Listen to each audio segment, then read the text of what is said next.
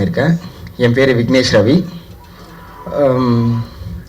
என்னோடய கரியர் 2016 நான் இங்கே ஸ்டார்ட் பண்ணேன். ஒரு ஜூனியர் ஆர்டிஸ்ட்டாக நான் இங்கே ஸ்டார்ட் பண்ணேன் என்னோடய கரியர் ஆக்சுவலி. ஸோ தீரன், நாச்சியார், மாஸ்டர், பேட்டை, தானாக்காரன், விடுதலை, இப்படி நிறைய படங்கள் நான் ஒர்க் பண்ணியிருக்கேன். ஸோ இந்த படம் முதல் படம் எனக்கு. இந்த படத்தில் எனக்கு வாய்ப்பு கொடுத்த புஷ்பநாதன் சாருக்கு ரொம்ப நன்றி. அண்ட் இந்த படம் எனக்கு எப்படி கிடைச்சிதுன்னா, சரண்யா ரவிச்சந்திரன் தான் எனக்கு இதுக்கு முன்னாடி அவங்க முன்னாடி படம் ஒன்று பண்ணியிருந்தோம். ஸோ அதை பார்த்துட்டு சரி ஓகே இந்த கதை நீங்கள் ட்ரை பண்ணி பாருங்கள் நல்லாயிருக்கும் அப்படின்னு சொன்னாங்க. சரி ஓகே ட்ரை பண்ணுவோம் அப்படின்னு சொல்லிட்டு இந்த ஸ்கிரிப்டை வாங்கி படித்தோம். இதுக்கு முன்னாடி நான் பண்ண படங்கள் எல்லாமே ரொம்ப ரக்கடான ஒரு படம். லைக் வெற்றிமாறன் சாரோட படத்தில் விடுதலையை பண்ணியிருக்கேன். ஸோ தானாக்காரன், இந்த படங்கள் எல்லாருமே ஒரு மாதிரி ரொம்ப டார்க்கான ஒரு கேரக்டராக இருக்கும் எனக்கு. ஃபர்ஸ்ட் டைம் ஒரு படம் ஒரு மிடில் கிளாஸ் பையன், சிட்டி சப்ஜெக்ட் அண்ட் ரொமான்டிக்காக இருக்கும் இந்த படம். சரி ட்ரை பண்ணுவோம், நமக்கு ஒரு சேஞ்ச் இருக்கும் அப்படின்னு சொல்லி இந்த படம் ட்ரை பண்ணேன். ஸோ படம் ரொம்ப நல்லா வந்திருக்கு. இந்த கதையில் அன்பு, என்னோட கேரக்டர் நேம் அன்பு. ஸோ அன்பு என்ன பண்ணுறான் அப்படின்னா, இப்போ அன்புன்றது வேற யாரும் இல்லை, நீங்கள் எல்லாரும் தான் அன்பு. ஏன்னா இந்த கதையில் ஒரு பேஷனை நோக்கி ஓடிக்கிட்டு இருக்க ஒருத்தன் தான் லைஃப்பில் இருக்க கமிட்மெண்ட்ஸ், பிரச்சனைகள், இது எல்லாத்துக்காகவுமே கண்ட்ரோல் ஆகி அப்படியே இருக்கான் அதே இடத்துல. ஸோ இவன் பேஷனை நோக்கி ஓடி இவன் ஜெயிக்கிறானா இல்லையா அப்படின்றது தான் கதை. இங்கே நம்ம பார்க்குற சொசைட்டியில் எல்லாருக்குமே இந்த ப்ராப்ளம் ஒன்று இருக்குது. ஸோ ஜெயிப்போமா ஜெயிக்க மாட்டோமா, ஸோ வீட்டில் இருக்க ஃபேமிலி ப்ராப்ளம்ஸ், கமிட்மெண்ட்ஸ், இது எல்லாத்தையும் நோக்கி ஓடிக்கிட்டு இருக்கோம். ஆனால் எல்லாருக்கிட்டையுமே ஒரு தனித்துவம் ஒன்று இருக்குது. ஸோ அதை பற்றி டீட்டெயிலாக நாங்கள் டிஸ்கஸ் பண்ணியிருக்கோம். அண்ட் முக்கியமான ஒரு விஷயம், எல்லா கதையிலுமே எப்பவுமே ஒரு மேல் வச்சு தான் நம்ம கதையை மூவ் பண்ணுவோம். லைக் அவன் கஷ்டப்படுறான், அவன் ஜெயிக்கிறான், ஸோ இவ்வளோ விஷயங்கள். ஆனால் இந்த படத்தில் இன்னொரு விஷயமும் சேர்த்து நாங்கள் ஆட் ஆன் பண்ணி டீப்பாக டிஸ்கஸ் பண்ணியிருக்கோம், ஃபீமேல்ஸை பற்றியுமே. ஸோ பெண்களுமே எவ்வளோ கஷ்டப்படுறாங்க, அவங்க லைஃப்பில் கஷ்டம் நஷ்டம் எல்லாமே இதில் நாங்கள் டிஸ்கஸ் பண்ணியிருக்கோம். ஸோ இந்த படம் ஒரு புதுவிதமாக இருக்கும். அண்ட் மோரோவர் இந்த படத்தை நாங்கள் 13 நாளில் ஷூட் பண்ணோம். ஸோ அதுதான் எங்களுக்கு ரொம்பவே சேலஞ்சிங்காக இருந்தது. மல்டிபிள் ரிஹர்சல்ஸ் நாங்கள் போச்சு எங்களுக்கு ஷூட் முன்னாடி. ஸோ அதனால தான் எங்களால் இந்த படத்தை 13 நாளில் ஷூட் பண்ண முடிஞ்சுது. இந்த படத்துக்கு இங்கே ஆக்சுவலி இந்த படம் இவ்வளோ தூரத்துக்கு வந்ததுக்கான முக்கியமான காரணம் 2 பேர் இருக்காங்க, கேபிள் சங்கர் சாரும் நம்ம ராமச்சந்திரன் சாரும். ஸோ ரொம்ப நன்றி சார், நீங்கள் இவ்வளோ தூரம் எடுத்து வந்ததுக்கு. இந்த படத்தை சிங்கிள் ஹேண்டடாக ஒருத்தர் எடுத்துகிட்டு இவ்வளோ தூரத்துக்கு சேர்த்துருக்காரு அப்படின்னா அது புஷ்பநாதன் ஆறுமுகம் தான், டைரக்டர் தான். கோ ஆர்டிஸ்ட் சரண்யாவை பற்றி பேசணுன்னா ரொம்ப வருஷமாக எல்லாருமே நம்ம அவங்கள பார்த்துட்ருக்கோம். எல்லா கதையிலுமே பார்த்தீங்கன்னா அவங்க ஒரு மாதிரி கிரேவாக இருப்போம், இல்லை ஒரு அழகிற மாதிரி அந்த மாதிரி தான் கொடுத்துட்ருப்போம். ஆனால் இந்த படத்தில் நீங்கள் கம்ப்ளீட்டாக அவங்கள வேறு மாதிரி நீங்கள் பார்ப்பீங்க. டிஎஸ்கேவும் கூட, டிஎஸ்கேவே ஒரு கிரே ஷேடில் பார்த்துட்டு இருக்க ஒரு பர்சன் இந்த படத்தில் ரொம்ப கலர்ஃபுல்லாக நீங்கள் பார்க்க போகிறீங்க. ஸோ இந்த படத்தை கண்டிப்பாக தேட்டரில் எல்லாருமே பாருங்கள். இந்த படம் ரொம்ப ஈஸியாக எல்லாருமே கனெக்ட் பண்ணக்கூடிய ஒரு படம். ஸோ அதனால் இது கண்டிப்பாக நீங்கள் பார்த்தீங்கன்னா உங்களுக்கு நீங்கள் இதுக்கு முன்னாடி உங்கள் லைஃப்பில் யாருக்காச்சும் சண்டை போட்டிருக்கலாம், இல்லை லவ் ஃபெயிலியர்ஸ், இல்லை நிறைய பிரச்சனைகள் ஒருத்தங்கிட்ட மனஸ்தாபம் இருக்கலாம். ஆனால் இந்த படம் பார்த்துட்டு வந்தீங்கன்னா இந்த படம் நீங்கள் அவங்கக்கிட்ட அவங்ககிட்ட நீங்கள் திரும்ப பேசணும்னு உங்களுக்கு தோணும், மன்னிப்பு கேட்கணும்னு தோணும். ஸோ அந்த மாதிரியான ஒரு படம் தான் நாங்கள் கொடுத்துருக்கோம். ஸோ கண்டிப்பாக ஏப்ரல் 4 இந்த படத்தை நீங்கள் தேட்டர்லேருந்து பாருங்கள். ஒர்க் பண்ண எல்லாருக்குமே ரொம்ப நன்றி. So DOP GM Sundar, music Darshan, editor, அப்புறம் ஷெல்டன், எல்லாருக்குமே, எல்லா டெக்னீஷியன்ஸுக்குமே எனக்கு இது ஒரு யங் டீமாக நாங்கள் இங்கே பண்ணியிருக்கோம். ஸோ எங்களுக்கு கண்டிப்பாக சப்போர்ட் பண்ணுங்கள். ஸோ இதுக்கப்புறமும் பெரிய பெரிய படங்கள் நாங்கள் பண்ணுவோம். ஸோ நீங்கள் தான் எல்லாத்தையுமே சப்போர்ட் பண்ணணும், பிரசன்ட் மீடியா. தேங்க்யூ. ஐயா வைகுண்டருடைய வார்த்தை ஒன்று உண்டு, இல்லறத்தை விட்டு தவம் இல்லை காணி ஊழைகள் அப்படின்ட்டு. இந்த உலகத்தில் ஒரு தவம் என்னன்னா, கணவனும் மனைவியும் சந்தோஷமா வாழ்றதுதான் பெரிய தவம். அதை ஒரு தவமா நினைச்சுக்கிட்டாலே இந்த வாழ்க்கை வரமாயிரும் அப்படின்னு சொல்லுவாங்க. அப்படி ஒரு கான்செப்ட் தான் புஷ்பநாதன் எழுதியிருக்காரு. நான் ரொம்ப ஸ்ட்ராங்கா சொல்லுவேன், ரைட்டிங்கா ரொம்ப ஸ்ட்ராங்கான ஒரு படம். புஷ்பநாத் சார் டைலாக்லாம் எனக்கு உண்மையிலே, நானும் டைலாக் ரைட்டர், 2-3 படத்துக்கு எழுதிட்டு இருக்கேன். நம்ம ரொம்ப பொறாமப்பட்டேன், அவ்வளோ அருமையா ரைட்டிங்கா அவ்வளோ சூப்பரா எழுதியிருந்தாரு. அதாவது என்னுடைய திருமணத்துக்கு ஒரு தோழி ஒருத்தங்க, அன்னலட்சுமி அவங்க பேரு, அவங்களும் அவங்களுடைய ஹஸ்பண்ட் சுரேஷ்குமார் 2 பேரும் சேர்ந்து எனக்கு ஒரு புத்தகம் பரிசீலித்தாங்க. அந்த புத்தகத்தோட நேம் என்னன்னா, ஆதலால் காதல் செய்வீர். அதுல ஒரு வரி எனக்கு ரொம்ப பிடிச்சிருந்துச்சு. என்னன்னா, அவர் எழுதியிருப்பார் அந்த ரைட்டர், அவரோட பேர் மறந்துட்டு அந்த விஷயம் ஞாபகம் இருக்கு. காதலிக்கும் போது 2 பேரும் சேர்ந்து ஒரு விளக்கு ஏற்றி வைக்கிறாங்க ஒன்னா சேர்ந்து. கல்யாணத்துக்கு பிறகு அந்த விளக்கு அணைச்சிட்டு ஆளுக்கு ஒரு பேட்டரியை கையில் வச்சுக்கிறாங்க. பேட்டரி என்ன பண்ணுது, அடுத்தவங்க முகத்தை மட்டும்தான் பேட்டரியால காட்ட முடியும், தன்னை இருட்டிலே வச்சுக்கிறது அப்படின்னு சொல்லியிருந்தாரு. அதாவது கற்பனை ரொம்ப நல்லா இருக்கு, யதார்த்தம் கசக்குது, கமிட்மெண்ட் கசக்குது. கல்யாணங்கிறது ஒரு கமிட்மெண்ட். அஜித் சார் கூட ஒரு இன்டர்வியூல சொல்லியிருந்தாரு, நீங்க காதலிக்கிறது பெருசு கிடையாது, லைஃப்ல கடைசி வரைக்கும் ஒருத்தருக்கு ஒருத்தர் ரொம்ப அன்பா இருந்து எங்களுடைய காதல் உண்மையான காதல் தாங்கிறத கடைசி வரைக்கும் நிரூபிச்சுக்கிட்டே இருக்கணும், அதுதான் ரொம்ப முக்கியம் அப்படின்னு சொல்லியிருப்பாரு. அப்படியே ஒரு விஷயத்த எந்த சமரசமும் இல்லாம ரொம்ப அழகா பேசியிருக்காரு சார். ரொம்ப ரொம்ப சூப்பரான விஷயத்தை பேசியிருக்கீங்க. ரைட்டிங்கா சரி, ஆக்டிங்கா சரி பிரதர், நீங்க நல்லா நடிச்சிருந்தீங்க. சரண்யா சொல்ல வேண்டாம், பின்னி இருந்தாப்புல எல்லாருமே நல்லா பண்ணியிருந்தாங்க. அப்புறம் மியூசிக் டைரக்டர் சமன் சார் சூப்பரான ஒர்க் பண்ணியிருந்தாரு. அந்த பாட்டுக்கும், அந்த பாட்டு நிறைய பேர் கேட்டிருப்பீங்கன்னு நினைக்கிறேன், டியூனா ரொம்ப நல்லா இருந்துச்சு. அப்புறம் இது எல்லாத்தையும் அழகா கனெக்ட் பண்ற இருவர்கள், நாம் இருவர் நமக்கு ஒரு மாதிரி, ராமச்சந்திரன் கேபிள் சங்கரன். கேபிள் சங்கரன் எனக்கு எப்போதுமே ரொம்ப ஸ்பெஷலான ஆள். பயங்கரமா மோட்டிவேட் பண்ணுவாரு, நல்லா இருந்தா நல்லா இருக்கும் பார், நல்லா இருந்தா நல்லா இல்லைன்னு சொல்லிடுவாரு. ஆக்சுவலா அந்த கதை வந்து எழுதும் போதும் இந்த கதையில பாட்டு கிடையாது, எடுக்கும் போதும் இந்த கதையில பாட்டு கிடையாது, எடிட்டிங்லயும் இந்த கதையில பாட்டு கிடையாது. கேபிள் சங்கரன் தான் அவர் வந்து இதுல ஒரு பாட்டு வந்தா நல்லா இருக்கும் அப்படின்னு சொல்லிட்டு கூப்பிட்டாரு. டைரக்டருடைய உறவினர் வந்து ஒரு மிகப்பெரிய பாடலாசிரியர், லட்சங்கள்ல சம்பளங்கிற ஒரு பாடலாசிரியர். ஆனா அதை தாண்டி இந்த பாட்டை என் தம்பி எழுதுவா, நீ நல்லா இல்லைன்னா நீ வேணா தூக்கிடு அப்படின்னு சொல்லி கான்பிடண்டா டைரக்டர் முன்ன கொண்டாந்து உட்கார வச்சாரு. ஓரளவு நல்லா எழுதிருக்கேன்னு நினைக்கிறேன். மற்றபடி எல்லாத்தையும் சொல்லிட்டேன்னு நினைக்கிறேன். ஒளிப்பதிவாளர், எடிட்டர் எல்லாத்துக்குமே ரொம்ப வாழ்த்துக்கள். விட்டு கொடுக்கறது தான் வாழ்க்கையில ரொம்ப ரொம்ப முக்கியமானது. அது யாருக்காக விட்டு கொடுக்குறோம் அப்படிங்கிறது ரொம்ப ரொம்ப முக்கியமானது. விட்டு கொடுக்க கெட்டு போறது இல்லைங்க பெரியவங்க சொன்னது, அது உண்மையில ரொம்ப சத்தியமான வார்த்தை. அதனால நம்ம அன்புக்காக எதையும் விட்டு கொடுப்போம், எதற்காகவும் அன்பை விட்டு கொடுக்காம இருப்போம். அன்பே கடவுள் ஐயா. அதுக்கப்புறம் இந்த படத்தை இங்கே வந்து சேர்த்து திரு கேபிள் சங்கர் சாருக்கும் ராமச்சந்திர சாருக்கும் என்னோட நன்றியை தெரிவிச்சுக்கிறேன். நான் என்னோட கெரியரை ஸ்டார்ட் பண்ணும்போது ஒரு எடிட்டர் ஆவேனான்னு தெரியல. ஏன்னா நான் பாலமந்திர சார் இன்ஸ்டியூட்டில் தான் ஃபிலிம் மேக்கிங் படித்தேன். ஒரு டைரக்டர் ஆகணுன்ற கனவோடு தான் என்னோடய பயணத்தை தொடங்கினேன். அந்த பயணத்தில் தான் புஷ்பநாதனையும் சந்தித்தேன். நாங்கள் பல படங்கள், சில படங்கள் அவருக்கு நான் சினிமோகிராஃபராக ஒர்க் பண்ணியிருக்கேன், சில படங்கள் அவருக்கு நான் அசிஸ்டும் பண்ணியிருக்கேன், இப்போது எடிட்டும் பண்ணியிருக்கேன். காதலுக்கு முன் காதலுக்கு பின் இந்த ஒரு ஜேர்னி வந்து ஒரு ஒரு ஒரு ஒரு டஃப்பான ஜேர்னி எங்களுக்கு. அது எனக்கும் புஷ்பநாதனுக்கும் நிறைய தெரியும். சுருக்கமாக ஒரு சின்ன ஒரு உதாரணம் சொல்லணும்னா, சென்னையே கொற்ற மதில் மழையில் மிதட்டு இருந்தப்போ அவங்க அன்றைக்கி ஷூட் பண்ணாங்க. சரி, ஷூட் பண்ணாங்களே பரவாயில்ல, ஷூட் பண்ணி முடித்த கையோடு எனக்கு ஃபோன் பண்ணுறாரு, ஷூட் வந்து எடிட் பண்ணலாமா? நான் சொன்னேன், ஐயோ ஊரே மழையில் நினைஞ்சிட்ருக்கு, நீ எப்படி வர போகிற? நான் நீந்தி கூட வந்துடுவேன், நீங்கள் ரெடியாக இருக்கீங்களான்னு கேட்டார். ஸோ அந்த மாதிரி ஒரு ஒன் மேன் ஆர்மி தான் புஷ்பநாதன்.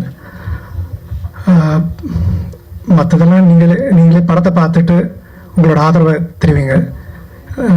Thank you so much. கண்டிப்பாக அந்த படத்தை தியேட்டரில் போய் பாருங்கள். தேங்க்யூ.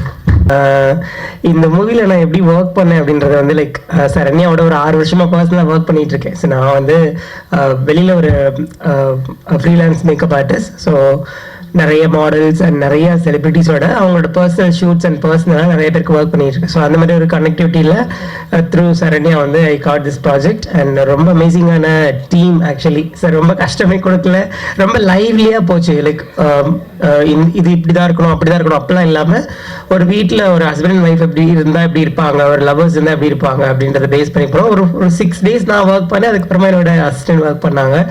ஸோ ரொம்ப நல்லா இருந்துச்சு உங்களோட ஜார்னி. அண்ட் ஸோ சப்போர்ட் பண்ணுங்க இந்த படத்துக்கு.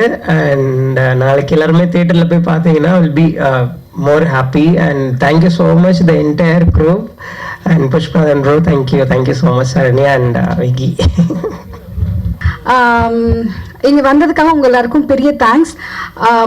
கண்டிப்பாக படம் பாருங்கள், பார்த்துட்டு நீங்கள் உங்களுக்கு பிடிச்ச மாதிரி எழுதிடுவீங்க. அதுக்கு முன்னாடி எங்கள் டீமுக்கு நான் வந்து ஒரு பெரிய தேங்க் பண்ணணும்னு நினைக்கிறேன்.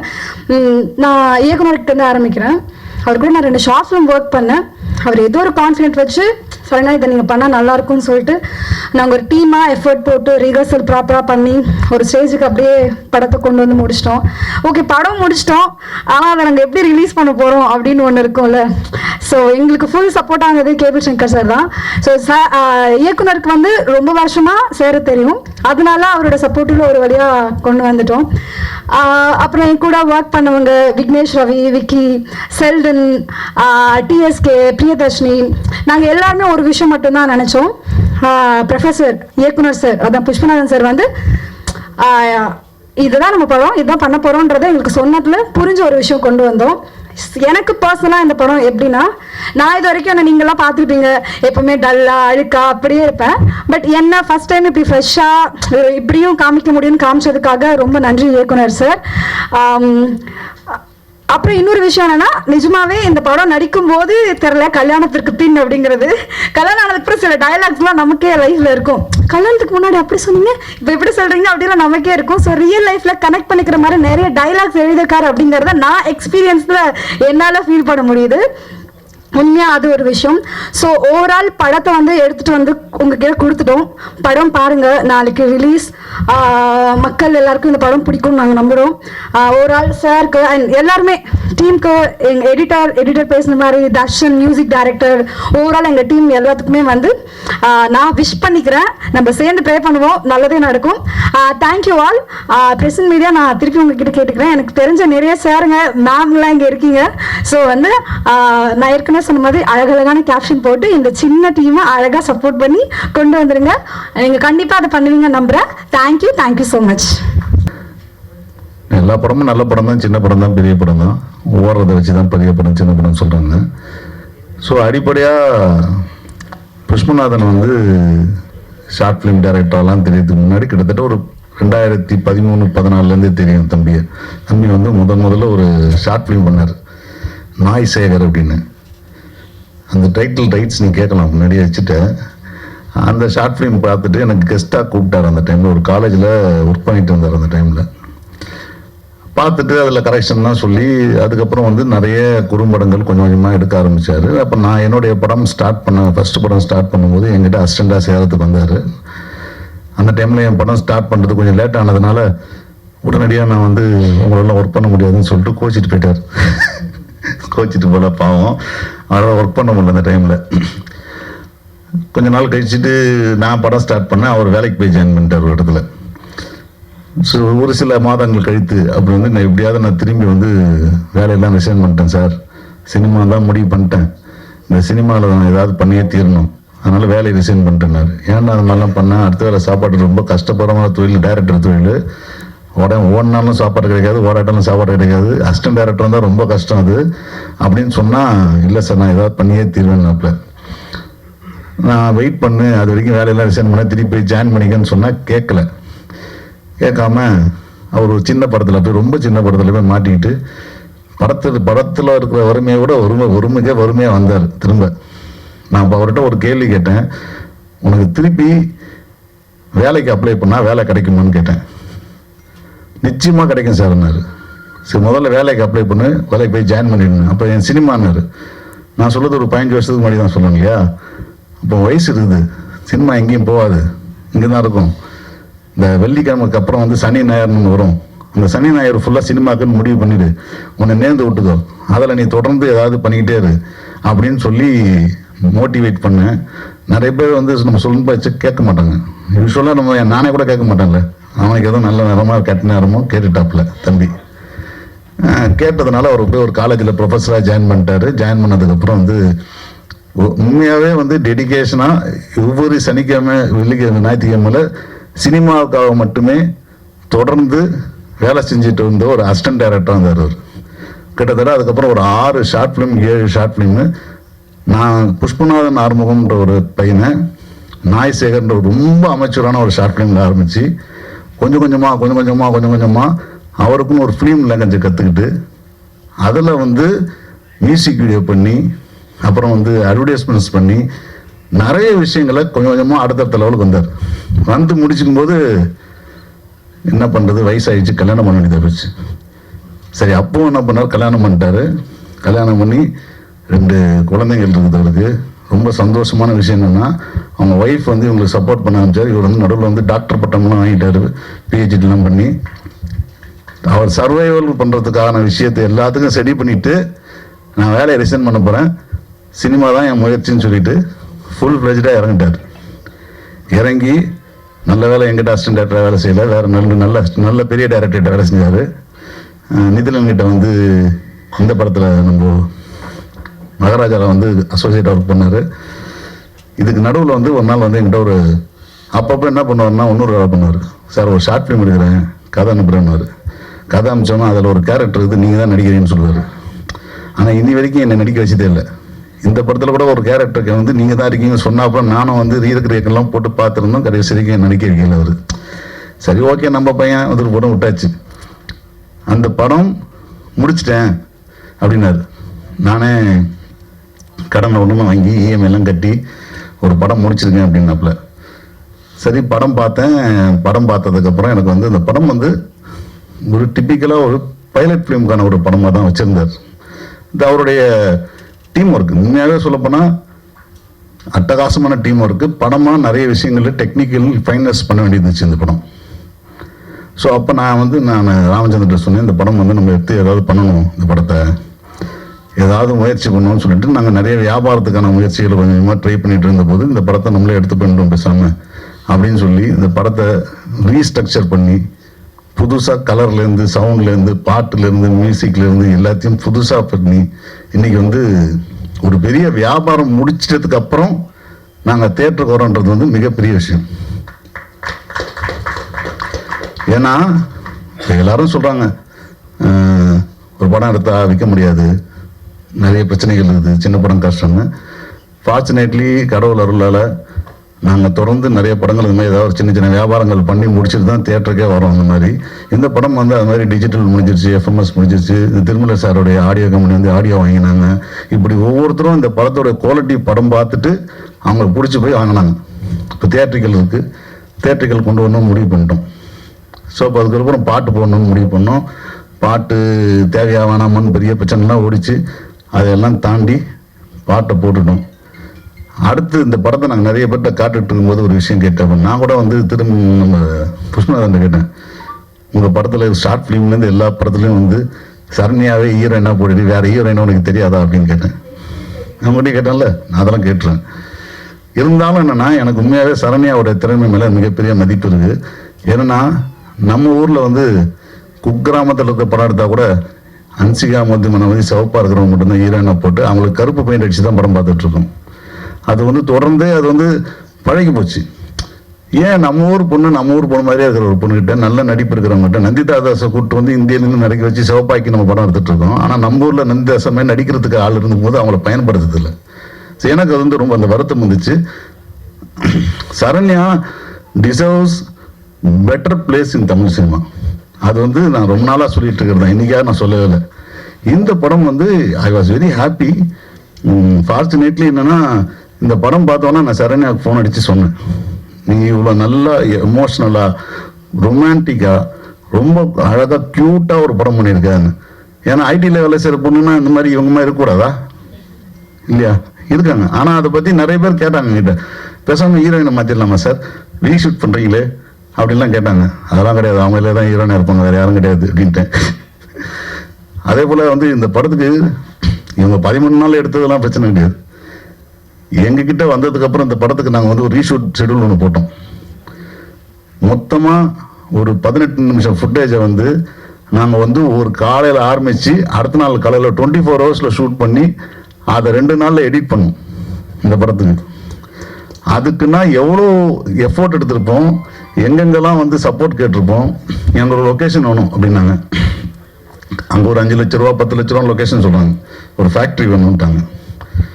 அப்போ வந்து என்னோட நண்பர் பெஸ்ட் காஸ்ட்னு ஒரு கம்பெனி வச்சுருக்காங்க, அவருக்கு ஃபோன் பண்ணி அவர்கிட்ட போய் இன்ஃப்ளூயன்ஸ் பண்ணி இந்த மாதிரி எனக்கு வந்து உதவி செய்யுங்கன்னு, நீங்கள் எடுத்துங்க என் ஃபேக்ட்ரி எடுத்துங்கன்னு கொடுத்தாரு. அந்த மாதிரி ஒவ்வொரு நண்பர்களும் இந்த மாதிரி சின்ன யூனிட்டு இவங்கெல்லாம் மேலே வரணுன்றதுக்காக நிறைய விஷயத்தில் வந்து அவங்க எப்படி காம்ப்ரமைஸ் பண்ணுறாங்களோ அதே போல் நம்ம நண்பர்களும் வந்து உதவி செய்கிறாங்க. நம்ம ஒரு சின்ன படம் பண்ணியிருக்கோம் அப்படின்னு.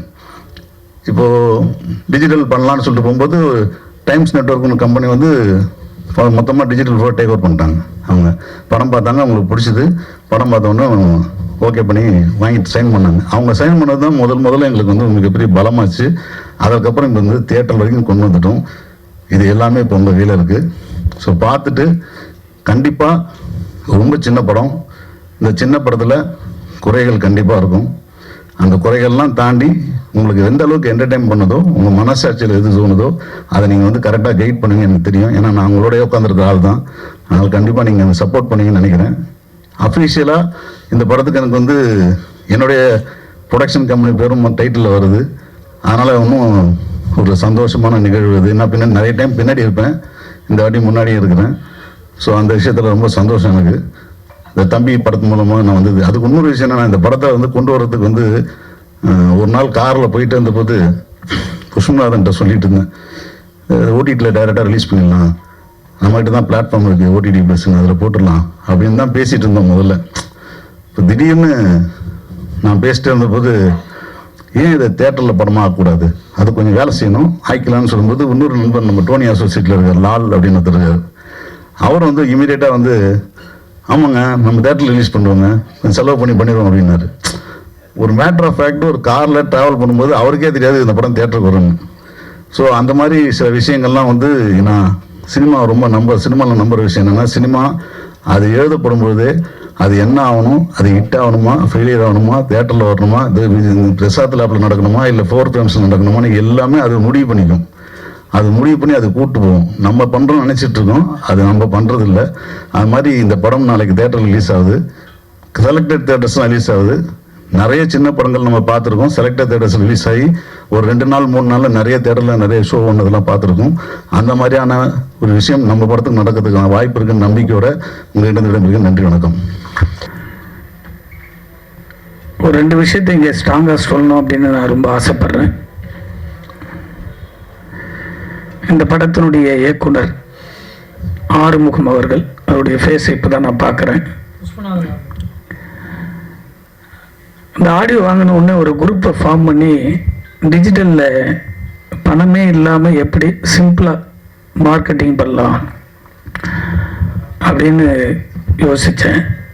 அந்த டைமில் அந்த குரூப்பை ஃபார்ம் பண்ணி இயக்குனரையும் ராமச்சந்திரன் அவர்களையும் அந்த குரூப்பில் இணைச்சி, அதுக்காக இன்றைக்கி இருக்கக்கூடிய டெக்னாலஜி பிரகாரம் ஃபார்ம் பண்ணும்போது ஒரு இயக்குனருக்கான குவாலிட்டி, ஒரு இயக்குனருக்கான தேடல், ஒரு இயக்குனருக்கான அர்ப்பணிப்பு இவர்கிட்ட நான் ரொம்ப பார்த்தேன். ஒவ்வொரு செகண்டுக்கும் அந்த குரூப்பில் அவருடைய பதிவுகள் வரும்போது நான் ரொம்ப பிரமிப்பாக பார்த்தேன். எனக்கு தெரிஞ்சு ஒரு 10-15 ஆண்டுகளுக்கு முன்பாக ஒரு இயக்குனர் ஆக வேண்டும் என்று சினிமாவை நம்பி சினிமாவை தேடி ஒரு உதவி இயக்குனர்கள் வருகிற போது ஒரு மூத்த இயக்குனர்களை போய் சந்திப்பது, அவர்களிடத்தில் வேலை செய்வது, அவர்களிடம் இருக்கக்கூடிய அனுபவத்தை கற்றுக்கொண்டு படம் தயாரிக்க வேண்டும் என்பதுதான் நம்மளுடைய கனவுகளாக எல்லாரும் வருவாங்க.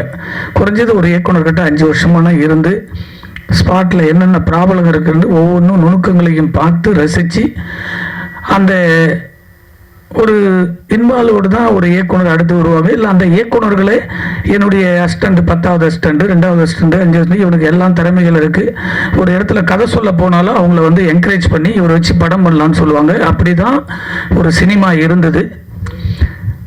நாளைய இயக்குனர்கள் வந்தது பிறகு திறமை எப்படி ஒன்றா வரலான்றது அந்த நாளைய இயக்குனர்கள் வந்த உடனே தமிழ் சினிமா ரொம்ப சிம்பிள் ஆயிடுச்சு. ஏன் சொல்ல வரேன்னா, இன்னைக்கு நிறைய படங்கள் பிரச்சனையை உருவாக்குவதற்கு காரணமே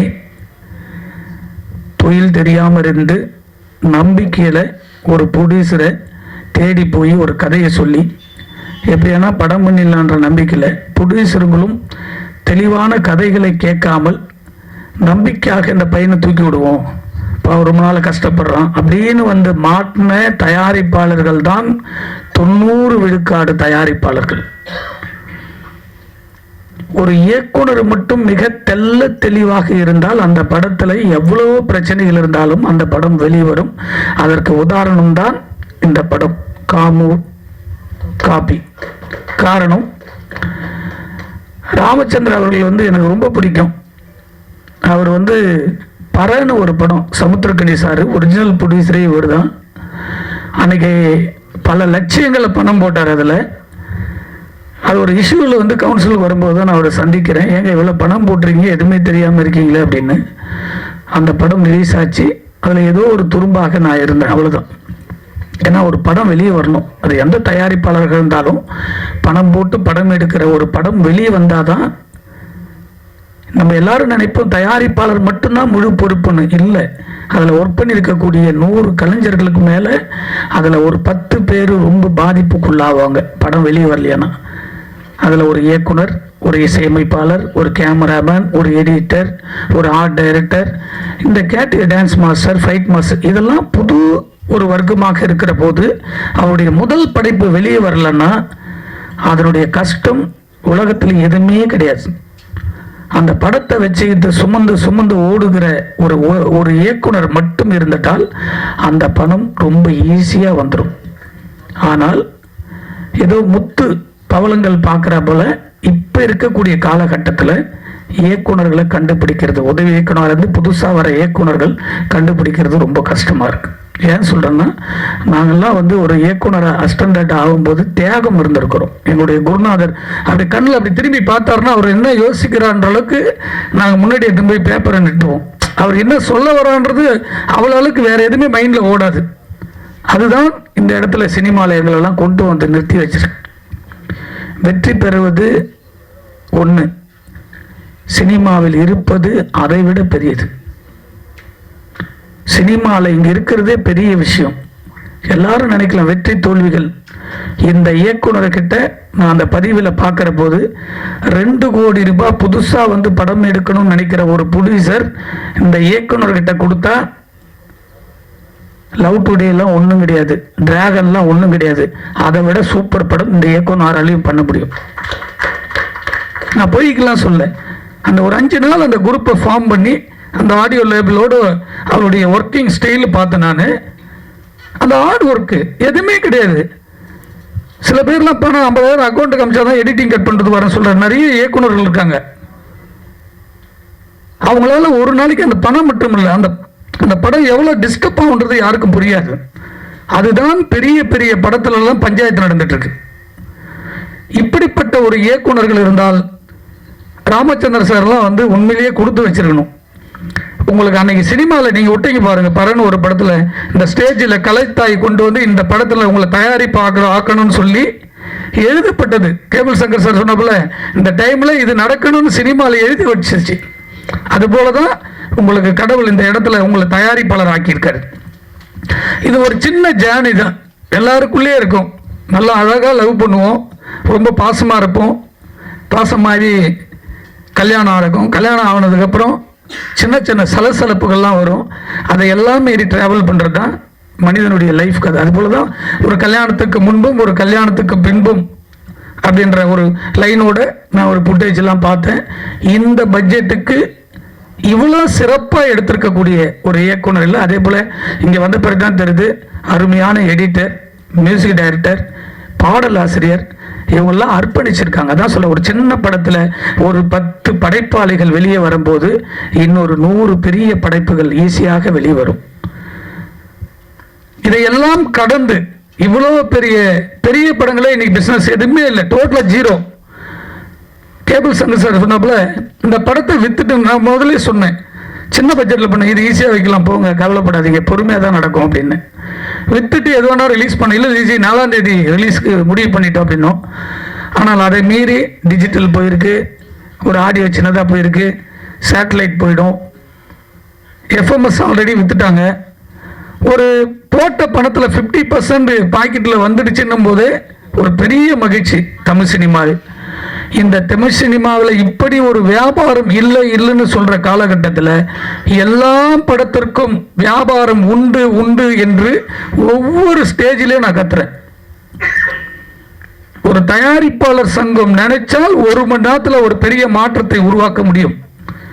எல்லாத்துக்கும் ஒரு பிசினஸ் இருக்கு. இட்லிக்கு ஒரு ரேட் இருக்கு, அதே ஸ்டார் ஹோட்டலில் இருந்து சாப்பிட்ற இட்லிக்கு ஒரு ரேட் இருக்கு, மாவு 2 ஒண்ணுதான். அது போலதான் பிரிவினை இங்க உருவாக்கி வச்சிருக்கு, சின்ன படத்துக்கு எதுவுமே இல்லைன்னு. ஆனால் என்னைக்கு ஓடிடியும் யூடியூப்பும் டெவலப் ஆச்சியோ, சின்ன படங்கள் ஒண்ணுமே இல்லாத படங்கள் கூட பிரிச்சு பிரிச்சு பிரிச்சு வித்தா எல்லா படமே போட்ட ஒரு 25 லட்சம் 50 லட்சம் எடுக்க முடியும். பெரிய படம் 50 கோடி 100 கோடி எடுக்கிறது தான் ரொம்ப டேஞ்சரா இருக்கு. அது விஜயா இருந்தாலும் சரி, அஜித்தா இருந்தாலும் சரி, சூப்பர் ஸ்டார் படமா இருந்தாலும் அதுதான் டேஞ்சர். சின்ன படத்துக்கு இப்படிப்பட்ட ஒரு இயக்குனர் மட்டும் கரெக்டா அமைஞ்சா அந்த படத்தை ஈஸியா கொண்டு போய் நிக்கலாம். அந்த படம் இந்த இயக்குனர் ரொம்ப சிறப்பாக செஞ்சிருக்கிறார். முதல் முறையாக இந்த ஸ்டேஜில் நான் அவர் பார்த்துருக்கேன். இது வரைக்கும் நான் பார்த்ததே இல்லை.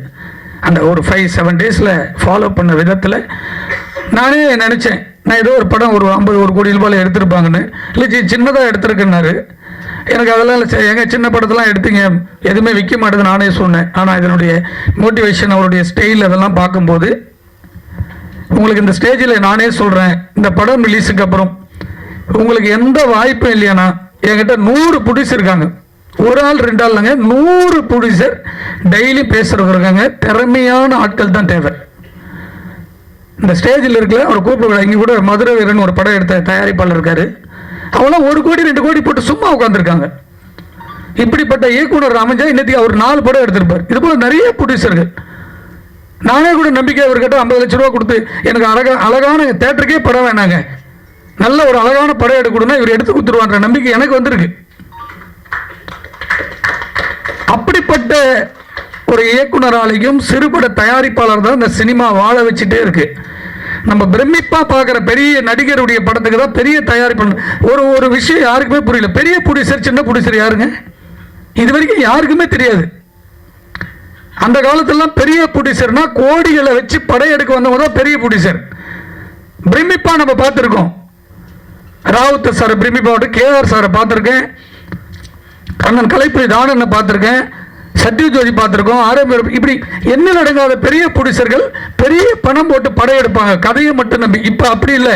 பெரிய ப்ரொடியூசர் யாருன்னா விஜய் வச்சு படம் பண்ணா, சூப்பர் ஸ்டார் வச்சு படம் பண்ணாதான், அஜித் வச்சு படம் பண்ணா பெரிய ப்ரொடியூசர்ன்றாங்க. அவங்க எல்லாம் 250 கோடி ரூபாய் ப்ராஜெக்ட்டுக்கு 200 கோடி கடன் வாங்குறாங்க. என் ப்ரொடியூசர் அப்படி இல்லை. 50 லட்சத்தில் படம் எடுத்தா கூட 55 லட்சமும் சொந்த பணம் எடுத்துன்னு வந்து படம் எடுக்கிறாங்க. இவங்க தான் இந்த சினிமாவை வாழ வைத்திருக்காங்க. யாருமே இல்லை. இந்த சினிமா மிக பிரம்மாண்டமான தொழில் இருக்கு. இந்த பிரம்மாண்டத்தில் தான் நம்ம மொத்த பேருமே கூட்டு குடும்பம் வாழ்ந்துட்டு இருக்கோம். அது மீடியாவாக இருந்தாலும் சரி, திரையரங்கா இருந்தாலும் சரி, யாராக இருந்தாலும் நம்ம இதில் தான் வாழ்ந்துருக்கோம். ஆனால் இது ஒரு நம்மளுடைய கோயில், நம்மளுடைய பொக்கிஷம், இதை பாதுகாக்கணுன்ற யாருமே அதை நினைக்காம தான் மட்டும் வாழ்ந்தா நினைக்கிறதுனால தான் இந்த சினிமா கொஞ்சம் கொஞ்சமாக அழிஞ்சிக்கிட்டு வருது. இந்த சின்ன படம் இருக்கு, ஒரு அசோசியேஷன்லேயே இருக்கு, 50 தியேட்டர் ரிலீஸ் பண்ண ஒரு மினிமம் பட்ஜெட் பணம் கட்டினா போறன்னு சொல்லி கியூப் நிறுவனம். சார், உலகத்திலேயே ஒரு அக்கிரமம் நடக்குது என்று சொல்ற தமிழகத்தில் மட்டும்தான் அந்த அக்கிரமம். இது வரைக்கும் பிரஸ் மீட்டா இருக்கு, யாரோட எழுதுனீங்களான்னு தெரியல. ஒரு கியூப் நிறுவனம் இது வரைக்கும் 15 வருஷமா கத்திட்டு இருக்கோம், வந்ததுல கத்திட்டு இருக்கோம். தமிழகத்தில் தவிர பக்கத்தில் இருக்கிற கேரளா மாநிலம், இந்த பக்கம் ஆந்திரா, கர்நாடகா, பாம்பே, ஒரு கியூப்ல போய் நீங்களே சர்ச் பண்ணி பாருங்க எவ்வளவு ஒரு தியேட்டர்ல ஒரு ஸ்கிரீனுக்கு பணம் கட்டுறேன்னு. இங்க 12,000 ரூபாய் வாங்குறாங்க. இதை தட்டி கேட்கறதுக்கே ஆள் இல்லை. அரசாங்கத்துக்கு 50 மனு கொடுத்தாச்சு. முன்னாடி இருந்த அரசாங்கத்துக்கு, இப்ப இருக்கிற அரசாங்கத்துக்கு. இன்னைக்கு இருக்கிறது சார் 1100 ரூபாயில ஒரு ஸ்கிரீன் இங்க ஓபன் பண்றதுக்கு கியூப்புக்கு நம்ம சார்ஜ் கட்டுவோம். இன்னைக்கு 2800 ரூபாய் வாங்குறாங்க. ஒரு ஷோ இங்க தியேட்டருக்கு பணம் கட்டுறோம், ஏன்னா இது முதலீட்டு போட்டு வச்சிருக்கு, தியேட்டருக்கு பணம் கட்டுறோம், ஓகே, இது ஃப்ரீ காஸ்ட். ஆனால் ஒரு ப்ரொடியூசர்களுக்கு கூட ஏன் கியூப்லன்னு கேட்கும்போது ஒவ்வொருத்தரும் ரிலீஸ் பண்ணுறாங்க. அந்த பிரச்சனைக்கு ரிலீஸில் அந்த டென்ஷன்லேயே விடுறாங்க. அந்த வாரம் 10 படம் ரிலீஸ் ஆகுது, அடுத்த வாரம் 10 கண்டென்ட் ஏற்றுறாங்க மறுநாள். இப்படியே ஒரு சாதாரண கியூப் நிறுவனம் இன்னைக்கு 200 கோடி ரூபாய் தமிழ் சினிமாவில் இருக்கக்கூடிய சொத்து, ஒவ்வொரு தயாரிப்பாளருடைய சொத்து 200 கோடி இருக்குன்னா இது யாருடைய பணம்? இந்த அரசுடைய கவனத்துக்கு 100 முறை எதுவுமே கொண்டாச்சு. பெரிய வள்ளுவர் கோட்டத்தில் 3 ஆர்ப்பாட்டம் பண்ணியாச்சு. உண்மையிலேங்க புரட்சி வீரம் தாங்க விஷால். வந்த உடனே தமிழ் சினிமாவில் ஒரு மாற்றத்தை உருவாக்குவதற்காக ஒரே ஒரு இது நைட்டில் அவ்வளோ பெரிய பிரச்சனைகளை சந்திச்சு ஒரே நாளில் மாற்றத்தை முடியும். அந்த மாற்றத்தை கூட சில ஆளுகளுக்கு எடுத்து விட்டு போயிட்டாங்க. சார், அன்னைக்கு படம் ரிலீஸ் போது தமிழ் இண்டஸ்ட்ரியில் ஒரு படம் ரிலீஸ்னா நைட்டோட நைட்டு ஆஃபீஸில் வந்து ப்ரொடியூசர் ஆஃபீஸில் டிஸ்ட்ரிபியூட்டர் உட்காருவாங்க, இல்லைன்னா லேபில் வந்து உட்காருவாங்க. 45,000 85,000 ரூபாய் வரைக்கும் பிரிண்ட்.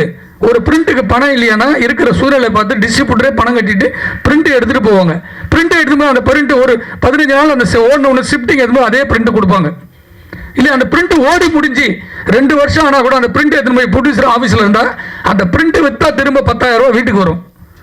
ஆனால் இன்னைக்கு கியூப் நிறுவனம் பணம் என்ன வாங்குறாங்கன்றத யாருக்குமே இண்டஸ்ட்ரியில மீடியா உட்பட ப்ரொடியூசர் உட்பட ஏன் இந்த மர்மன்றது யாருக்குமே தெரியல.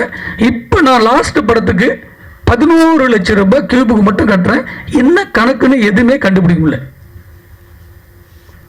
நான் படம் எடுக்கிறேன், பை லா சொல்லுது, சட்டம் சொல்லுது, பர்மிஷன் அப்படிதான் கொடுத்துருக்கு. கியூப் கண்டென்ட்டுக்கு தமிழ்நாட்டுக்கு மட்டும் தனியாக கொடுத்துருக்கு. ஆல் ஓவர் இந்தியா இருக்கும்போது இங்கே மட்டும் தான் இவ்வளோ படம். நான் ஒரு படம் எடுத்து முடிச்சிட்டேன். நான் ஒரு 5000 ரூபா கொடுத்து 2TP ஆர்டிஸ்ட்க்கு வாங்கி என் படத்தை இந்த திரையரங்கு பேரை போட்டு நான் ஆர்டிஸ்ட்க்கு கையில் கொடுக்குறேன். நீங்கள் ஓட்ட வேண்டியது அந்த தேட்டருடைய கடமை. அந்த தேட்டரில் படம் பார்த்து முடிஞ்சிச்சேன்னா ஷிஃப்டிங் போடுறேன். இதே ஆர்டிஸ்ட்க்கு எடுத்துமே அங்கே கொடுத்தா எனக்கு ₹1 செலவு கிடையாது. இந்த 5400 ரூபா மிச்சம். அங்கே படம் ஓட்டிட்டு திரும்ப என் ஆர்டிஸ்ட்க்கு என் வீட்டுக்கு வரும். திரும்ப எடுத்து போய் நான் வந்து செகண்ட் ஹேண்டில் விற்றேன்னா கூட எனக்கு 3000 ரூபாய் அந்த ஆர்டிஸ்ட்க்கு இருக்குது. என் சொத்து என்கிட்ட இருக்குது. இப்போ நம்ம எல்லாருமே பெப்சியும் ப்ரொடியூசர் கவுன்சிலும் அடிச்சுட்டு இருக்க பிரச்சனை தான் பார்த்துட்டு இருக்கோம். ஒட்டுமொத்த தொழிலாளர்கள் ஒரு படத்தினுடைய சம்பளமே 15% தான். இது யாருமே உணரல. ஒட்டுமொத்த ஒரு படத்தில் என்ன நடக்குதுன்னா 15 விழுக்காடு தான் தொழிலாளர்களுக்கு சம்பளமா போகுது. பெரிய படத்தில் 90ல் 60 விழுக்காடு நடிகருடைய சம்பளமா போகுது. ஆனால் ரிலீஸில் இருக்கிற இதில் அதே மொத்த தொழிலாளருக்கு போகிற 15% விட 100 தேட்டர் போட்டிங்கன்னா ஒரு வாரத்துக்கு 15 லட்சம் இல்லாமல் நீங்கள் படம் ரிலீஸ் பண்ண முடியாது. ஒன்லி கியூபுக்கு. இதே 2 வாரம் முடிஞ்சு இன்னொரு 6 லட்சம் கட்டணும். இந்த 10 லட்சம் கட்டுற பணம் கூட என் ப்ரொடியூசருக்கு வராது. உதாரணத்துக்கு இவருக்கு 30 தேட்டர் கொடுக்குறாங்க. 30 தேட்டருக்கு நாளைக்கு பணம் கட்டுறாரு. அந்த தேட்டரில் வரலன்னா கூட அவங்களுக்கு அந்த அப்படியே போகும். No charge. இது தமிழகத்தில் மட்டும்தான் இவ்வளவு பெரிய ஒரு தெல்லாலங்கடி வேலை நடக்குது. தயவு செஞ்சு ஊடகத்தில் இருக்க ஒட்டுமொத்த என்னுடைய சொந்தங்களுக்கு, சினிமா சொந்தங்க தான் நீங்களும், இதனுடைய ஆராய்ச்சி யாருமே பண்ண முடியல. எந்த ஆர்டிக்கிளும் வரமாட்டேங்குது. எவ்வளோ முறை கம்ப்ளைண்ட் பண்ணியாச்சு, ஆர்ப்பாட்டம் பண்ணியாச்சு. எங்களுடைய ப்ரொடியூசருடைய சொத்து ரிலீஸ் நைட்டு நெரிக்கப்பட்டு ஒவ்வொருத்தரும் கியூபில் பணம் கட்ட முடியாது, ரிலீஸ் ஆக மாட்டேங்குது. இப்படி தான் சின்ன படத்துலேருந்து பெரிய படம் வரைக்கும் நடக்குது. தயவு செஞ்சு இது போல் சின்ன படத்துக்கெல்லாம் கண்டென்ட்டுக்கெல்லாம் பணமே கேட்கக்கூடாது. வெறும் கவுன்சிலில் போட்டிருக்கிறது 50 படத்துக்கு 3 லட்சம் ரூபாய் கட்டணும்னு போடணும். ஆனால் 3 லட்சம் இல்லை. கிட்ட போய் நிற்கும் போது இந்த சார்ஜ் 5 சார்ஜ்னு போட்டு நீ 50 தேட்டர் போட்டாலும் 10 தேட்டர் போட்டாலும் 2,80,000 ரூபாய் கியூப்லேருந்து கட்டினா தான் அந்த படம் ஓப்பன் ஆகுது. அது என்ன கணக்குன்னு யாருமே கண்டுபிடிக்க முடியல. அப்படி நசுக்கப்படுறதுனால தான் சின்ன படங்கள் 100 தேட்டர் போகிறதுக்கு 50 தேட்டர் போகிறதுலாம் யோசிக்க வேண்டிய சூழ்நிலை. ஏன்னா எல்லா பணமே போட்டு முடிச்சாச்சு. லாஸ்ட்டில் கட்டுறதுக்கு கூட நிற்காத போது என்ன கவலைகள் இருக்கும். அப்படி தான் ஒரு படங்கள் இருக்குது. தயவு செஞ்சு சினிமாவில் இருக்க மொத்த கலைஞர்களும் ஒரு பெரிய எழுச்சி அந்த கியூபுக்காக பண்ண வேண்டிய சூழ்நிலை இன்னைக்கு இருக்குது. இது ஒரு நல்ல விழா. அதுக்காக தான் அந்த பதிவு பண்ணுறேன். நம்மளுடைய இயக்குனர் மிக சிறந்த இயக்குனர். இந்த பட்ஜெட்டில் ஒரு தரமான ஒரு 51 கோடி ரூபாய் எடுக்கக்கூடிய அளவுக்கு இந்த படத்தை எடுத்து முடிச்சிருக்காரு. இவருக்கு கண்டிப்பாக பெரிய படங்கள் எல்லாம் வந்து சேரணும் அப்படின்றது தான் இறைவனை வேண்டிக் கொள்கிறேன். அனைவருக்கும் நன்றி, வணக்கம். திடீர்னு பேச சொல்லிட்டாங்க. ஏதோ வைவாக்கு ஸ்டாஃப் முன்னாடி நிற்கிற மாதிரி இருக்கு. ஏன்னா உங்கள்கிட்ட கொஞ்சம் ஜாக்கிரதையாக தான் பேசணும். என்ன பேசுறதுன்னு தெரில. ஆனால் இருந்தாலும் எங்களுடைய முதல் முயற்சி, என்னுடைய கல்லூரி சீனியர் புஷ்பநாதன் ஆறுமுகம் சார் வந்து என்னுடைய கல்லூரி சீனியர். நான் இப்போ விஜய் டிவிலலாம் அந்த கலக்கப்போது யாரிலலாம் கலந்துட்டுருக்கேன். அதுக்கு முன்னாடி இருந்தே பழக்கம். ஸோ இந்த தியேட்டர்லாம் பண்ணிக்கிட்டு இருக்கிறப்ப இந்த படத்தில் ஒரு நல்ல வாய்ப்பு ஒன்று கொடுத்தாரு. எனக்கு எப்படியாச்சும் காமெடி பண்ணோம் அப்படின்னு நினச்சிட்டு வந்தால் ஒரு பயங்கரமான ஒரு வில்லன் ரோல் மாதிரி ஒன்று கொடுத்துட்டாரு. வில்லன் ரோல்னா சும்மா ஸ்மூத்தாக தான் இருக்குது. ஆனால் பின்னாடி இருந்து எல்லாம் சாபம் விட்டுக்கிட்டு இருக்காங்க. நல்லாவே இருக்க மாட்டான், நாசமாக போயிடுவான்ட்டு திரும்பி பார்க்குறேன், என்னை தான் திட்டுறாங்களான்ற மாதிரி. ஆனால் ரொம்ப உயிரோட்டமான எல்லா கதாபாத்திரமும் அப்படி தான் இருக்கும். நீங்கள் படம் பார்க்குறப்பே தெரியும், இது நம்ம கணேஷ் மாதிரி இருக்காரு, இவர் நம்ம பாபு மாதிரி இருக்காரு, நம்ம இவர் மாதிரி இருக்காருன்ட்டு எல்லாத்தோடையுமே கனெக்ட் பண்ணுற மாதிரியான ஒரு கதாபாத்திரத்தை வடிவமைச்சு ரொம்ப குறைஞ்ச நாட்களில், ஏன் அடிக்கடி அதை சொல்லிக்கிட்டே இருக்காங்கன்னா, ஒரு ஒரு ஒரு சின்னதாக ஆரம்பிச்சு அப்படியே அடுத்தடுத்து அந்த ஃபுட்டேஜஸ் நல்லா இருக்க இன்னும் கொஞ்சம் இருந்தால் நல்லாயிருக்கும், இன்னும் கொஞ்சம் இருந்தால் நல்லா இருக்குன்ற மாதிரி அப்படியே டெவலப் பண்ணி படத்தோட ஃபைனலில் விட்டு பார்த்தா உண்மையிலே அவ்வளோ அழகாக வந்திருக்கு. ஸோ அந்த விதத்தில் வந்து மேக்கிங்காக அண்ணன் அடிச்சுக்க முடியாது. அதே மாதிரி இங்கே வேலை பார்த்த எல்லா டெக்னீஷியன்ஸுமே வந்து ஒவ்வொருத்தவங்களும் தான் பணம் போட்டு படம் எடுத்தா எப்படி எடுப்பாங்க, அந்த மாதிரி இன்வால்மெண்ட்டோட ஒரு நேரம் காலம் பார்க்காம ஒரு டைம்லாம் 24 ஹவர்ஸ்க்கு மேலே போச்சுன்னாங்க ஷூட்டு. நானாக இருந்தால் தூங்கி இருந்திருப்பேன். நல்லவேளை அந்த ஷெட்யூலில் நான் மாட்டிக்கல. எனக்கு வந்ததெல்லாம் கொஞ்சம் கொஞ்சமாக வச்சுட்டு முடிச்சுட்டாங்க. ஸோ ஒரு 4 ஷிஃப்டிங்க சார், மனுஷங்க ஒரு அதான் முறைக்கிறாரு 4 ஷிஃப்டிங்கடா அப்படின்ற மாதிரி. பரவாயில்ல, இந்த படத்தை கொண்டு போய் சேர்க்கணும். எப்படி சேர்க்கறதுன்னு தெரியல. யாராச்சும் பெரிய ஆளுகளை திட்டினா கூட ஏதாச்சும் கான்ட்ரவர்சி ஆகி போயிருமா அப்படின்னா கூட திட்டிடலாம். ஆனால் என்ன யாருக்கு தெரியாது, இவன் யாரா லூஸ் அப்படின்ட்டு போயிடுவாங்க. அதனால நீங்கள் பத்திரிகை நண்பர்கள் நீங்கள் தான் வந்து படத்தை எப்படியாச்சும் கொண்டு போய் சேர்க்கணும். நல்ல விதத்தில் நிறையா சின்ன சின்ன படங்களை வெற்றி படமாக்கிய பெரும்பங்கு வந்து உங்களுக்கு தான் இருக்குது. இந்த படத்தையும் அந்த மாதிரி ஆக்குவீங்கன்ட்டு உங்கள்கிட்ட வேண்டி விரும்பி கேட்டுக்கொள்கிறேன். அப்புறம் இந்த மேடையில் என்னை ஏற்றிய எல்லாருக்கும் நன்றி. கேபிள் சங்கர் சாருக்கும் ரொம்ப நன்றி. இது என்னோட முதல் மேடை. நான் இந்த மாதிரி எங்கேயும் பேசுனது கிடையாது. என்ன மாதிரி புது முகங்களுக்கு வந்து ஒரு ஒரு மூவில வந்து ஒரு முக்கியமான ஒரு கதாபாத்திரம் கொடுத்ததுக்கு இங்கே நான் புஷ்பநாதன் அண்ணாக்கு நான் தேங்க்யூ சொல்லணும். ஸோ ரொம்ப சந்தோஷம் எனக்கு. இந்த மூவியில் ஒரு செகண்ட் லீட் கேரக்டர் எனக்கு கொடுத்துருக்காரு. நான் வந்து முன்னாடி தியேட்டரில் நிறையா பண்ணியிருக்கேன் நான். ஸோ நான் தியேட்டர் ஆர்டிஸ்ட் நிறையா இது நான் பண்ணி தான் வந்திருக்கேன். ஸோ அப்படி பண்ணுறப்ப எனக்கு டக்குன்னு எங்கேயுமே சான்ஸ் வந்து கொடுக்க மாட்டாங்க. ஒரு மூவிலலாம் ஒரு சின்ன சின்ன ரோல்ஸ் தான் நான் நிறைய பண்ணியிருக்கேன். அப்படிங்கிறப்ப இந்த படம் வந்து எனக்கு முக்கியமான படம். ஸோ எனக்கு ரொம்ப சந்தோஷம். ஸோ இது கண்டிப்பாக எல்லா ஆடியன்ஸ் கிட்ட போய் ரீச் ஆகணும். அது உங்கள் கையில் தான் இருக்குது. எல்லோரும் சப்போர்ட் பண்ணணும். தேங்க்யூ. ஓகே, நன்றி. இந்த இடத்துல நான் வந்து டைரக்டர் அப்படின்னு சொல்லி நிற்கிறதுக்கு முதல் காரணம் வந்து செந்திலண்ணா. அவர் ஆக்சுவலாக திருச்சியில் இருக்க எங்கள் கிராமத்தில், நாங்கள் இதெல்லாம் எங்கள் கிராமம் அந்த துபாயில் இருக்காங்க. நான் மகாராஜா முடிச்சிட்டேன். அந்த இடத்துலேருந்து ஸ்டார்ட் பண்ணார். ஸோ ஃபஸ்ட்டு செந்தில் எனக்கு தேங்க்ஸ் சொல்ல ஸ்டார்ட் பண்ணுறேன். தேங்க்யூங்கண்ணா. அவர் ஆக்சுவலாக துபாயிலேருந்தே வந்திருக்காரு இந்த ப்ரெஸ் மீட்காகவே. தேங்க்ஸுங்கண்ணா. ஓகே, ஸோ எங்கேயும் ஸ்டார்ட் பண்ணலன்னா நான் okay so first of all print press website எல்லா மீடியா நண்பர்களுக்கும் நன்றி உங்கள் டைம் ஸ்பெண்ட் பண்ணி இங்கே வந்ததுக்கு. ஸோ காமு காப்பி ஸ்டார்ட் பண்ணது எங்கேருந்து அப்படின்னா, ஆக்சுவலாக இது வந்து ஒரு பிளேவாக எழுதும்போது காமு காப்பி டைட்டிலேருந்து ஆரம்பிச்சது. 2 விஷயம் என்னென்னா, நம்ம எல்லாரும் ஸ்கூல்லேருந்து கிமு கிபி அப்படின்ட்டு நம்ம எல்லாம் கடந்து தான் வந்திருப்போம் ஸ்கூலில். ஸோ கண்டிப்பாக கேட்சியாக இருக்குன்னு சொல்லி டைட்டில் வந்து காமு காப்பின்னு சொல்லி ஒரு பேஸில் ஸ்டார்ட் பண்ணது. அப்புறம் நிறைய இடங்கள்ல என்னோட ஃப்ரெண்ட்ஸே கூட ஸ்கூல் காலேஜஸ்ல லவ் பண்ணிட்டு ஒரு மேரேஜ் லைஃப்ல போகும்போது, ஒரு 5 வருஷம் 6 வருஷம் லவ் பண்ணவங்க கூட ஒரு மேரேஜ் லைஃப்ல போகும்போது 1 வருஷம் 2 வருஷம் கூட அவங்களால they are not able to live with marriage லைஃப்ல. ஸோ டிவோர்ஸில் போகும்போது என்னன்னு சொல்லி யோசிக்கும் போது எல்லாருக்குமே வந்து ஒரு இமோஷனல் இம்பேலன்ஸ், சோஷியல் ஒரு ப்ரெஷர், ஸோ இந்த மாதிரி இல்லையான்னு சொல்லி எல்லாமே வந்து ஒரு லாங்கிங், ஒரு வேற ஒரு லைஃப்பை கம்பேர் பண்ணி இருக்காங்களோ அப்படின்ற ஒரு மொமெண்ட் இருந்துச்சு. ஸோ அதுலேருந்து தான் அந்த கதையானது உருவாக்கப்பட்டுச்சு கதையா. ஸோ படம் ஆக்சுவலாக கம்ப்ளீட்டாக ஒரு 13 நாளில் ஷூட் பண்ணோம். 13 நாள் ஷூட் பண்ணுறதுக்கு ஃபர்ஸ்ட் திங் ஒரு ஸ்கிரிப்ட் முடிச்சதுக்கப்புறம் எல்லா ஆர்டிஸ்ட் ஃபைனல் பண்ணிட்டு விட்டுட்டு ரிஹர்சல் ஃபார் அபவுட் 10 days. ஆக்சுவலாக ஸ்கிரிப்ட் ரீடிங் ப்ளஸ் ரிஹர்சல் பண்ணோம். எக்ஸாக்டாக எங்கெங்கே போகிறோம், என்னென்ன ஷார்ட் பண்ண போகிறோம் அப்படின்றத பண்ணோம். ஒரு நாளைக்கு அட்லீஸ்ட் 5லேருந்து 6 சீன் ஷூட் பண்ணோம் ஆக்சுவலாக. ஸோ எங்கே ஷூட் பண்ண வரும் அங்கேயே ரிஹர்சல் பண்ணோம்.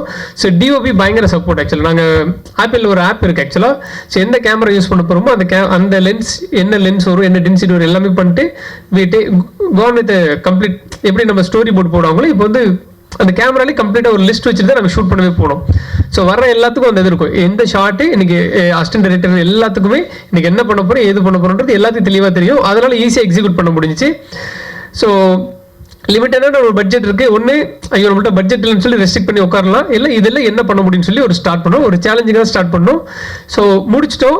அவுட் வந்து ஸ்க்ரீன் பண்ணோம் ஒரு டிஸ்ட்ரிபியூஷன் டீமுக்கு. டிஸ்ட்ரிபியூஷன் ஃபர்ஸ்ட் ஒரு டீம் வந்து பார்த்தவர் ஒரு ப்ரொடியூசர் சார் வந்தார். வந்துட்டு ஒரு டிஸ்ட்ரிபியூட்டர் வந்தார். வந்துட்டு ஃபைட் இருக்குது, நல்லா இருக்கு, லவ் இருக்குது, ரொமான்ஸ் அண்ட் சீக்வன்ஸ் நல்லா இருக்கு, சாங் இருக்குது, நல்லா இருக்கு இப்படிலாம் சொல்லிட்டு ஹீரோயின் கருப்பாக இருக்குது, அது நல்லா இல்லை தம்பி அப்படின்னு சொல்லிட்டு ஸ்டாப் பண்ணிட்டாரு. நான் சொல்லி கேட்குறேன், இல்லை சார் இப்போ நம்ம பாலுமந்திரா சாரோட படங்கள், பாரதிராஜா சாரோட படங்கள் எல்லாம் ஹீரோயின் அப்படி தானே இருந்தாங்க சார், அந்த மாதிரி ஒரு லைவாக இருக்கும் சரிதா மேம், இது மாதிரி ஒரு லைவாக இருப்பாங்களே சார் அப்படின்னா, இல்லை தம்பி அது ஆடியன்ஸ் ஒத்துக்க மாட்டாங்களே தம்பி அப்படின்னு சொல்லிட்டு ஒரு மாதிரி சொல்கிறாரு. இல்லை சார் இப்போ இந்த மாதிரி தான் ஹீரோயின்ஸ் இருந்தாங்க தம்பி, அப்போ தியேட்டருக்கு வந்தவங்க எல்லாரும் கருப்பாக இருந்தாங்க, மாநிலமாக இருந்தாங்க, ஈஸியாக கனெக்ட் பண்ணிட்டாங்க. இன்னைக்கு எல்லாமே கொஞ்சம் ஃபேராக இருக்கிற மாதிரி தான் அட்டென்ஷன் சீக்கிங்காக இருக்கும் அப்படின்னு சொன்னோம். அதுக்கப்புறம் மறுபடியும் ஒரு ஸ்க்ரீன் பண்ணோம். அப்போ கேபிள் சங்கர் சார் வந்து பார்த்தாங்க. பார்த்துட்டு ஹீரோயின் அது இது எல்லாத்தையும் விட்டாலும் படம் இமோஷனலாக கனெக்ட் ஆகிற ஃபர்ஸ்ட் திங். நீங்கள் எவ்வளோ பெரிய பட்ஜெட்டில் பண்ணாலும் ஒரு ஆக்ஷனாக இருக்கலாம், இல்லை வந்து நீங்கள் என்ன ட்ராமா இருக்கலாம், எப்போ இமோஷனல் கனெக்ட் ஆகுது அது ஒர்க் அவுட் ஆகும். இந்த படத்தில் இமோஷனல் கனெக்ட் ஆகுது. ஸோ நீங்கள் சொல்கிற பட்ஜெட்டுக்கும் இந்த இதுக்கும் வந்து கம்ப்ளீட்லி ஃபார் அவைவாக தான் இருக்குது. ஸோ இதை ரீஎடிட் பண்ண முடியுமான்னு சொல்லி கேட்டாங்க. பண்ண முடியும் சார் சொன்னேன். ஸோ ரீஎடிட் பண்ணோம்.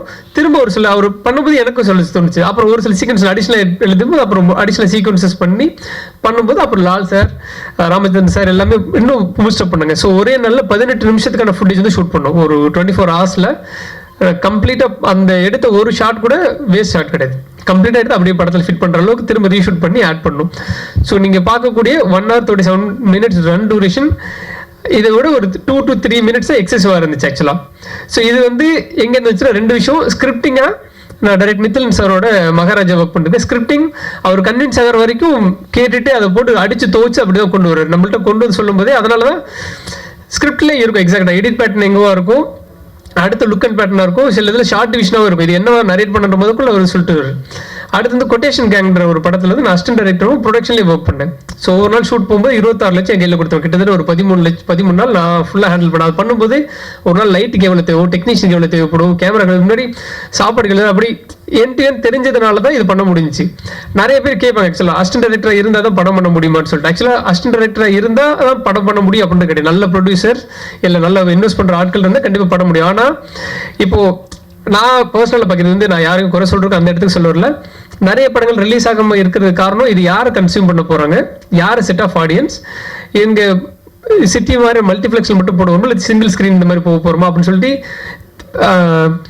இன்னைய தேதிக்கு மேபி முன்னாடி தேவையில்லை. இன்னைய தேதிக்கு டிரெக்டர்ஸ்க்கு இந்த மாதிரி பிஸ்னஸ் பெர்ஸ்பெக்டிவ் இருந்துச்சுன்னா, இன்வெஸ்ட்மெண்ட் பண்ணுற பெர்ஸ்பெக்டிவ் இருந்துச்சுன்னா, தியேட்டரை என்ன மாதிரி அப்சர்வ் பண்ண போகிறாங்க அப்படின்னு சொல்லி பெர்ஸ்பெக்டிவ் இருந்துச்சுன்னா it will become very easy.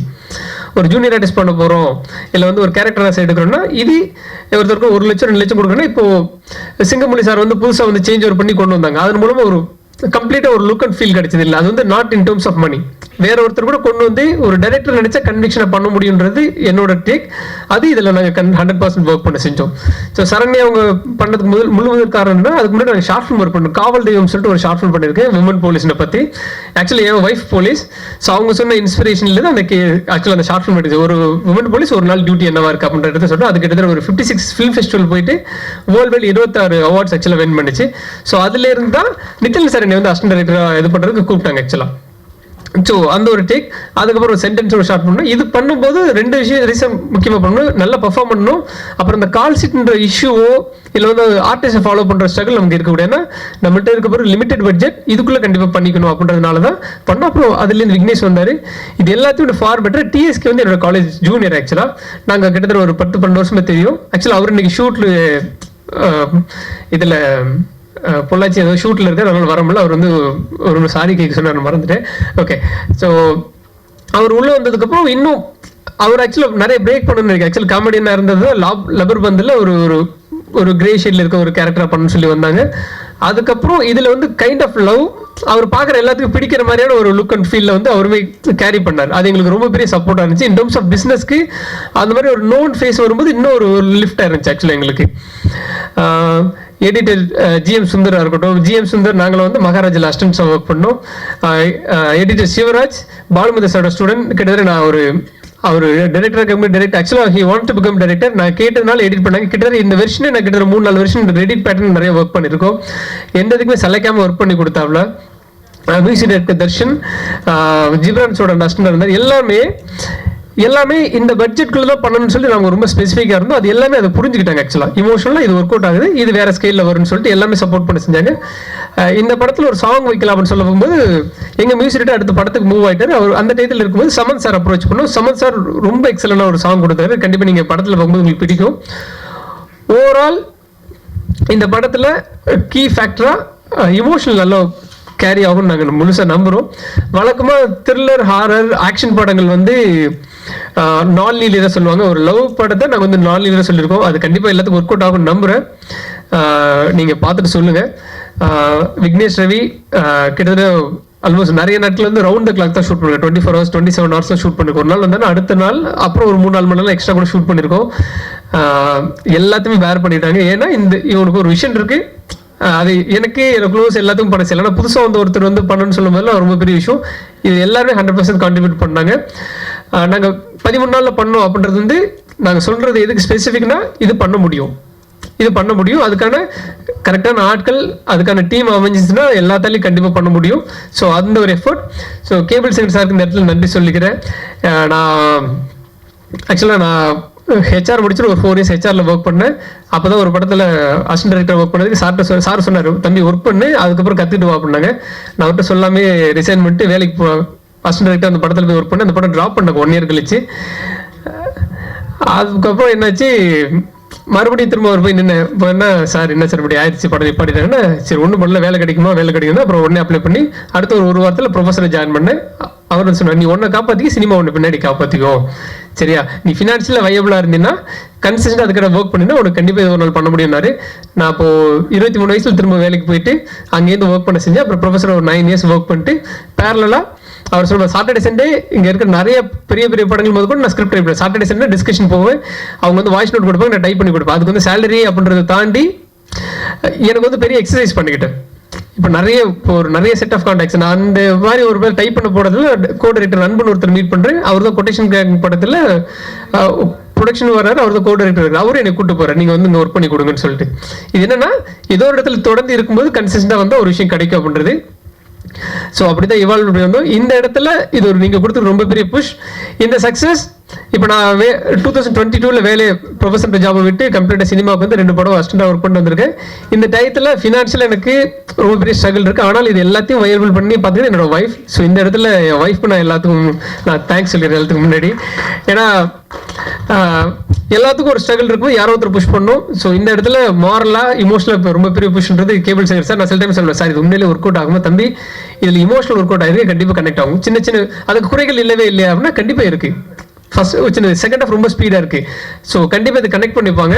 நீ இமோஷனல் ஒர்க் அவுட் பண்ணுறீங்க, நீ வந்து மற்ற மாஸ் ஹீரோக்கள் இது வந்து இமோஷனல் இந்த குரூ வச்சு இதை சக்ஸஸ் பண்ணியிருக்கு அப்படின்னு சொல்லும்போது கண்டிப்பாக ஏற்றுப்பாங்க அப்படின்னு சொல்லி தான் சார் பயங்கர புஷ் பண்ணாங்க. ராமச்சந்திரன் சார் பயங்கர புஷ் பண்ணாங்க. ஸோ இது இந்த ஒரு சக்ஸஸ், அதாவது பெரிய சக்ஸஸ் சின்ன சக்ஸஸ் அப்படின்னு நான் கன்சிடர் பண்ணல. இந்த இடம் வந்து நின்னதே நாங்கள் ஆக்சுவலாக இந்த இடத்துக்கு வரலன்னா இன்னும் ஒரு ஸ்ட்ரீட்லையோ ஆக்சுவலாக செந்தில் என்ன சொல்லிட்டு சொன்னோம். ஆக்சுவலாக அப்போ சொன்னதை இன்னும் சொல்லிருக்கேன், என்னடா பண்ணிருக்கேன் ப்ரொடக்ஷன் அப்ரோச் பண்ணி ஹீரோ கதை சொல்லிட்டு இருக்கேன். கிட்டத்தட்ட ஆல்மோஸ்ட் ஒரு 1.5 years இன்னும் அந்த அப்ரோச் தான் இருக்கும். ஸோ பாசிட்டிவாக நடக்கும்னு நினைக்கிறேன். ஸோ இந்த ஒரு card will take us to the next level. இங்கே இருக்க எல்லாருமே ஒரு நம்பிக்கையின் அடிப்படையில் 100% உழைச்சிருக்கோம். நீங்கள் படம் பாருங்கள், உங்களுக்கு பிடிக்கும்னு நம்புகிறேன். Thank you so much. நன்றி. இந்த படத்தை இப்போ ப்ரொஜெக்ஷன் பண்ணுவாங்க, பாருங்கள், பார்த்துட்டு உங்கள் கருத்தை எழுதுங்க. பிடிச்சாலும் எழுதுங்க, பிடிக்கலனாலும் எதனாலும் பிடிக்கலன்னு எழுதுங்க. நிச்சயம் உங்களுக்கு பிடிக்கும் அப்படின்னு நம்புகிறோம். எங்களுக்கெல்லாம் பிடிச்சதுனால தான் இந்த படத்தை நாங்கள் இஷ்டப்பட்டு இவ்வளோ தூரம் கஷ்டப்பட்டு கொண்டு வந்து உங்கள் முன்னாடி நிறுத்தியிருக்கோம். சப்போர்ட் பண்ணுங்கள். தேங்க்யூ.